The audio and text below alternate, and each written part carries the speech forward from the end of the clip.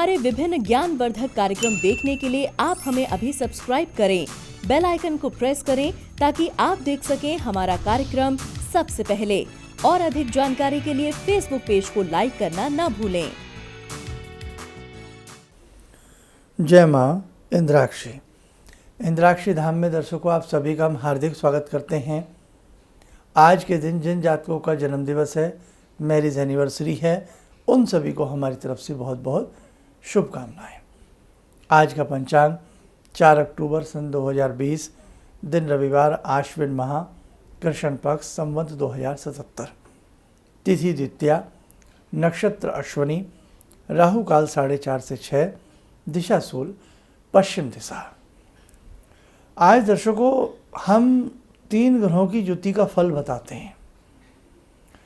कई बार हमारी जन्म पत्रिका में 3 ग्रह बड़ी अशुभता लेकर के आते हैं, और जब ये 3 ग्रह ऐसी स्थिति में यदि किसी भी जातक की जन्म पत्रिका में होंगे तो कहीं ना कहीं उसके जीवन में काफ़ी नकारात्मक स्थिति रहेगी, और कहीं ना कहीं उसके जो कार्य शीघ्र नहीं बनेंगे उसमें विलंब होगा।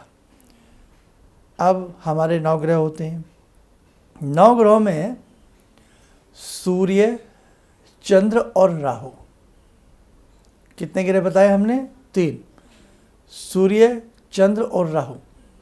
यदि ये 3 ग्रह आप अपनी पत्रिका खोल के देखना, कहीं आपकी पत्रिका में तो ऐसा नहीं है, बच्चों की खोल करके देखना।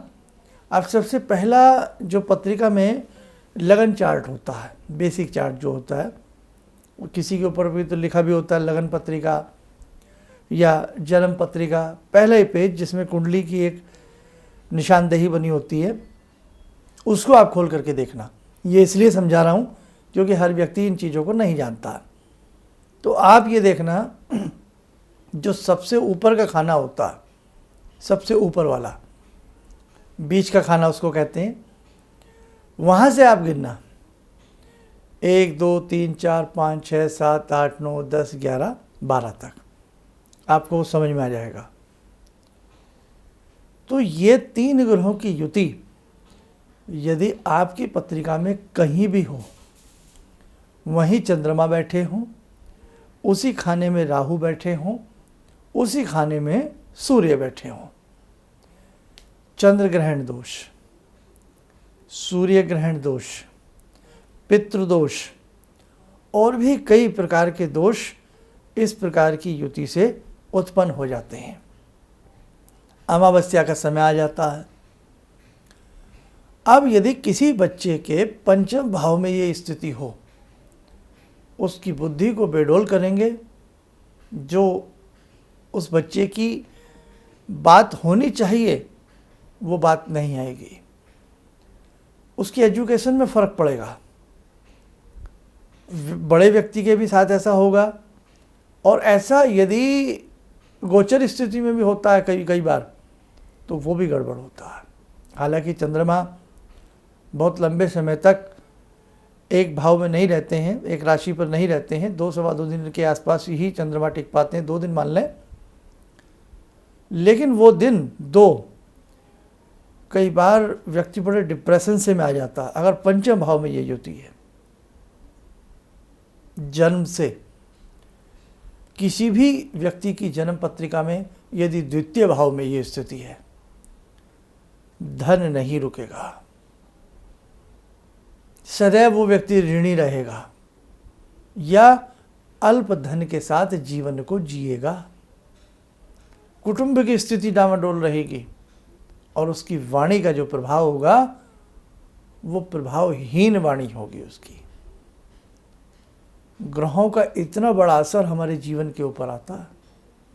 बहुत व्यक्ति कहते हैं इन ग्रहों का असर वहाँ नहीं आता, इन ग्रहों का असर जापान में नहीं आता, लंदन। अरे भाई, सब जगह आता। सारे ही संसार में सभी लोग सुखी नहीं हैं। आप चाहे किसी भी कंट्री की बात करें, सुख और दुख ये गाड़ी के 2 पहिए हैं, ये हर जगह है। धूप छांव संसार में सर्वत्र है, हर जगह है। तो कहने का भाव, भारत में ये बहुत शानदार विद्या है। क्या दुख विदेशों में नहीं है? विदेशों में भी लोग बहुत परेशान हैं, इंडियन नहीं, वहाँ के अपने लोग भी बहुत परेशान हैं, ऐसा कुछ नहीं है। क्यों? सभी का जीवन सुखी हो जाएगा तो दुख किसे मिलेगा, और सभी दुखी हो जाएंगे तो सुख की प्राप्ति किसे होगी? तो ये तो जीवन में सुख दुख तो मेरे दर्शकों सबके साथ लगा रहता है।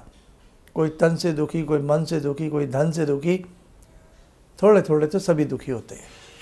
अब ये स्थिति आपकी कुंडली में होगी कहाँ पर? द्वितीय भाव में दिक्कत, तृतीय भाव में तो दिक्कत, चतुर्थ में होगी वाहन, नौकर चाकर, प्रॉपर्टी, बहुत सारी चीज़ों में कमी आ जाएंगी। प्रथम भाव में ये स्थिति होगी, व्यक्ति नकचढ़ासा हो जाता है, तनिक सी बात हुई नहीं और उसे आवेग आ जाता है, गुस्सा आ जाएगा, या उस व्यक्ति की फेस वैल्यू गिरती चली जाएगी। कई बार किसी व्यक्ति की फेस वैल्यू इतनी अच्छी होती है, जाकर के खड़ा हो जाए वो काम कर लेता है, करा लेता है, और कई बार फेस वैल्यू ऐसी होती है जो काम होने वाला होता है वो भी रुक जाता है। तो कहने का मेरा भाव यही है, अब किस व्यक्ति की कुंडली में किस भाव में ये स्थिति है, और किसी के नहीं भी, ऐसा नहीं है कि सबके ये ऐसी स्थिति होगी, तो किसके भाव में ऐसी स्थिति है और किसके नहीं है, ये सारी चीज़ें समझी जाती हैं, ये सारी चीज़ें देखी जाती हैं।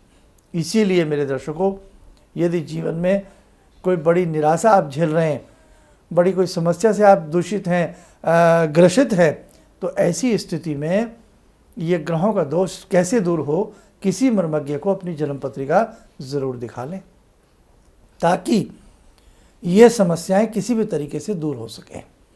और ऐसा नहीं है, अगर किसी बच्चे के जन्म में ही ऐसी स्थिति है तो उसके बहुत सारे अच्छे अच्छे उपाय होते हैं, और वो यदि वो उपाय उसकी मम्मी, उसके पापा या उसके परिवार से कोई भी करता है तो वो समस्याओं से बाहर अवश्य निकलेगा। आइए दर्शकों, समय हो चला है आज की ध्यानमाला से जुड़ने का। आज की ध्यानमाला में जुड़ते हैं भगवान भैरव से।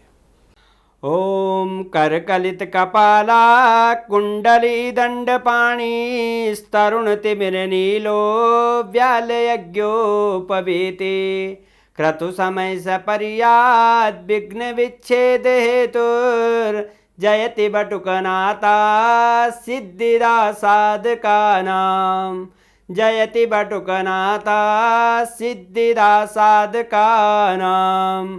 ओम देव्य राज्य सेव्यमान पावनाग्रिपंकजं व्यालयज्ञसूत्रमिन्दुशेखरं कृपाकरं नारदादियोगवृन्दिवन्दितं दिगम्बरं काशिकापुरादिनाथ कालभैरवं भजे भानुकोटिभास्वरं भवाब्दितारकं परं नीलकण्ठमीप्सितार्थदायकं त्रिलोचनं कालकालमम्बुजाक्षमक्षशूलमक्षरं काशिकापुरादिनाथ कालभैरवं भजे शूलटङ्कपाशदण्डपाणिमादिकारणं श्यामकायमादिदेवमक्षरं निरामयं भीमविक्रमं प्रभुविचित्रताण्डवप्रियं काशिकापुरादिनाथ कालभैरवं भजे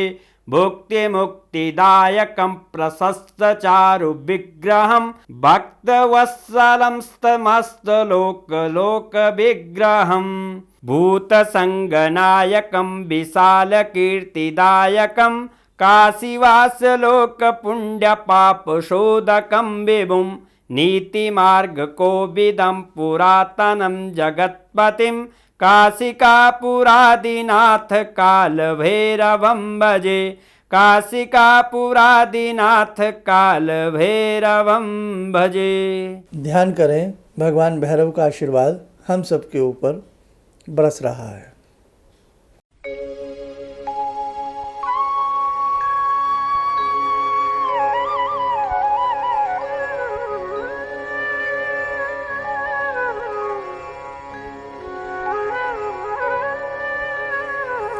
ओम बोलते हुए नेत्र खोलें, सामान्य हो जाएं।